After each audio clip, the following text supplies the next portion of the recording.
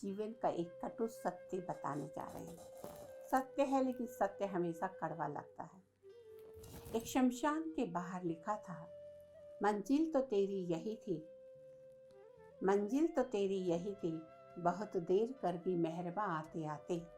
दुनिया से तुझको क्या मिला, तेरे अपनों ने ही जला दिया जाते जाते, तेरे अपनों ने ही जला दिया जाते जाते।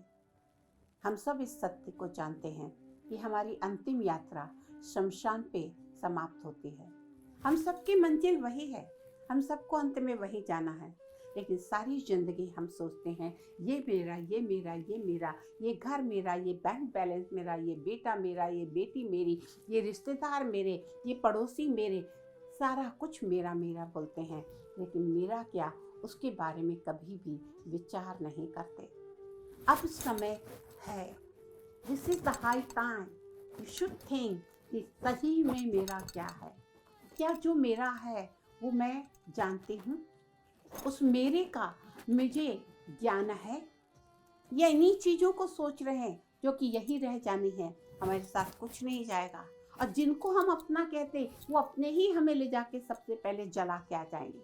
और जब लौट के आएंगे तो सबसे पहले ये देखेंगे कि आपकी कितनी प्रॉपर्टी है, कितना बैंक बैलेंस है, कहाँ सोना है, कहाँ चांदी है, कहाँ क्या है। आपकी कोई वैल्यू नहीं है। फिर आप जिंदगी भर तो यही सोचते रहे कि यही सब कुछ आपका है। आज आपको एक सत्य घटना बताती हूँ। कई बार आपने किसी न किसी रूप में सुनी भी होगी, लेकिन कभी कभी अच्छी बात दोहरा लेने से पता नहीं कब कौन सी बात दिल में लग जाए और हमारे जीवन में परिवर्तन आ जाए। और हमारे इस कहानी के जो हमने शुरू किया है, इसका हमारा लक्ष्य ही है कि आपके जीवन में कहीं ना कहीं सकारात्मक परिवर्तन आए। एक व्यक्ति था, उसके कुछ दोस्त थे, कुछ को बहुत वैल्यू देता था, कुछ को बिल्कुल वैल्यू नहीं देता था। एक बार उसके ऊपर गलत केस हो गया। गलत केस हुआ, उसने गलती नहीं की थी। आजकल के ज़माने में होता है, कोई भी किसी को फंसा देता है, शक के दायरे में ले लेते हैं। उसके ऊपर भी गलत केस हो गया। वो जिसको सबसे ज़्यादा चाहता था, सारी जिंदगी जिसके लिए उसने देख रेख की थी, हर चीज, समय से, पैसे से, हर चीज से उसके ऊपर लगाया था, उसके पास गया और कहा मेरे ऊपर गलत केस हुआ है, क्या आप मेरे साथ कोर्ट में गवाही देने चलेंगे? उसने पॉइंट ब्लैंकली मना कर दिया, no I am sorry, I can come. बड़ा दुख हुआ। जिसके प्रति पूरा जीवन लगा दिया वो आज मेरे आड़े वक्त में काम नहीं आ रहा।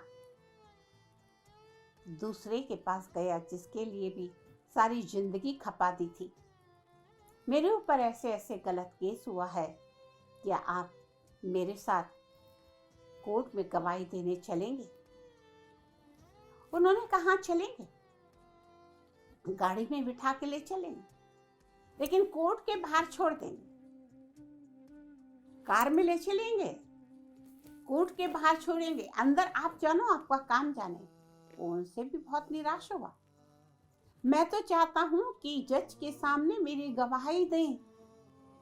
बहुत दुखी हो गया, बहुत परेशान जा रहा था कि जिंदगी में जिनके लिए सारा कुछ किया, कोई भी आज मेरे आड़े वक्त में मेरी गवाही देने नहीं आ रहा। जिस दोस्त को जिंदगी में कभी दुआ सलाम नहीं की, कभी कोई इंपॉर्टेंस नहीं दी, वो सामने से आ रहा था। उसने देखा, कहा क्या बात है भाई, आज बड़े परेशान लग रहे हो। क्या बात क्या है, क्या मैं कोई मदद कर सकता हूँ? उसने मन ही मन सोचा, जिनके लिए सब कुछ किया उन्होंने कुछ नहीं किया, इसको तो कभी दुआ सलाम नहीं करता था, ये क्या मेरी मदद करेगा। लेकिन फिर भी मरता क्या ना करता। जब इंसान परेशान होता है तो हर जगह सर टेकता है, हर किसी से पूछ लेता है, पता है कि ये नहीं करेंगे फिर भी, लेकिन इसने सोचा कि पूछ के देख लो। उसने कहा मेरे ऊपर गलत केस हुआ है, कोर्ट में गवाही की आवश्यकता है, क्या तुम मेरे साथ गवाही देने आ सकते हो? कहा क्यों नहीं। इस व्यक्ति को बहुत आश्चर्य हुआ।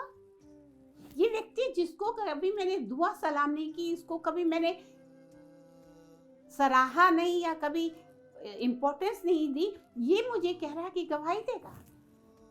भाइयों बहनों, हम सब के भी 3 बहुत अच्छे दोस्त हैं। हम भी वो तीसरे दोस्त के जैसे एक दोस्त को कहीं ना कहीं अवॉइड करते हैं, उसकी इम्पोर्टेंस नहीं जानते, उसको मदद नहीं करते, उसको कभी सराहते नहीं। पहला दोस्त है हमारा शरीर। जब से हम होश संभालते हैं अंतिम श्वास तक इस शरीर के लिए हम कितना कुछ करते हैं। खिलाएंगे, पिलाएंगे, श्रृंगार करेंगे, समाज में मेरा नाम हो, उसके लिए कितना कुछ प्रतिष्ठा हो, उसके लिए कुछ ना करेंगे। लेकिन जब मौत का बुलावा आता है तो सबसे पहले आत्मा इस शरीर को छोड़ के चली जाती है। आत्मा गवाही देने नहीं जाती, तो सबसे पहले हमारा शरीर है, ये शरीर से ही आत्मा निकल के चली जाती है, ये शरीर ही हमारा नहीं है। दूसरे दोस्त कौन है?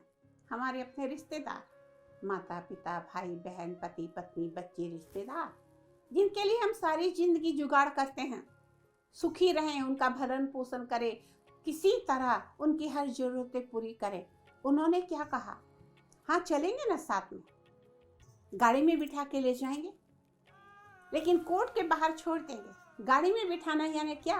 जब तुम मर जाओगे तो कंधे में बिठा के शमशान तक ले जाएंगे, शमशान के बाद जला के वापस लौट आएंगे। उसके आगे कोई जाता है साथ में? ऊपर जाता है कोई साथ में? कोई एक व्यक्ति जाता है? नहीं जाता। यानी वो रिश्तेदार भी यही छोड़ देते हैं। और तीसरा दोस्त जिसने कहा मैं चलूंगा, वो है हमारी आत्मा।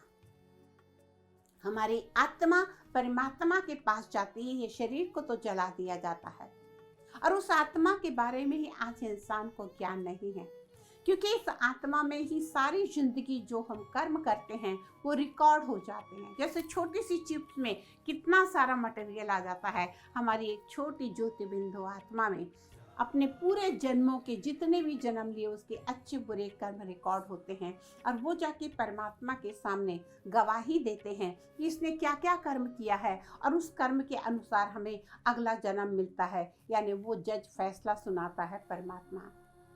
उस आत्मा का ज्ञान आपको है? अपने कर्मों का ज्ञान है? क्योंकि हमारे साथ और कुछ इस दुनिया की चीज नहीं जाएंगे, हमारे श्रेष्ठ कर्म जाएंगे। और श्रेष्ठ कर्म कब बनते हैं? जब हमें आत्मा का ज्ञान होता है, ये सत्य ज्ञान होता है, आत्मा परमात्मा के पास जाएगी। उसमें हम जीवन में जो अच्छे बुरे कर्म कर रहे हैं सब कुछ रिकॉर्डेड है। कोई चीज ऐसी नहीं जो इस आत्मा में संस्कार के रूप में रिकॉर्ड ना हो। तो अपनी आत्मा को अपना दोस्त कब बनाएंगे? जब आपको ये ज्ञान होगा कि इस शरीर को चलाने वाली चैतन्य शक्ति आत्मा है जो यहाँ पे विराजमान होती है। जब किसी की डेथ होती है तो क्या कहते हैं? ये नहीं कहते उसके शरीर को शांति दो, कहते भगवान उसकी आत्मा को शांति देना। अरे आत्मा मरी नहीं है, शरीर को तो ले जाके जला देंगे, लेकिन आत्मा की शांति के लिए प्रार्थना करते हैं, क्योंकि वो आत्मा अजर अमर अविनाशी है। उस आत्मा की शांति के लिए अगर हम अभी से प्रयास करें कि मैं शांत स्वरूप आत्मा हूँ, मैं उस परम पिता परमात्मा की संतान हूँ, तो उस परमात्मा का ज्ञान आत्मा का ज्ञान होगा। अगर अमर अविनाशी आत्मा हूँ तो वो आत्मा में हम अच्छे संस्कार रिकॉर्ड करेंगे, अच्छे कर्म करेंगे, और वही हमारी सबसे बड़ी पूंजी होगी जो परमात्मा के सामने हमारे आने वाले जन्मों के लिए काम आएगी। आशा है आप इस बात को याद रखेंगे। इसी के साथ आज के लिए बस इतना ही। ओम शांति।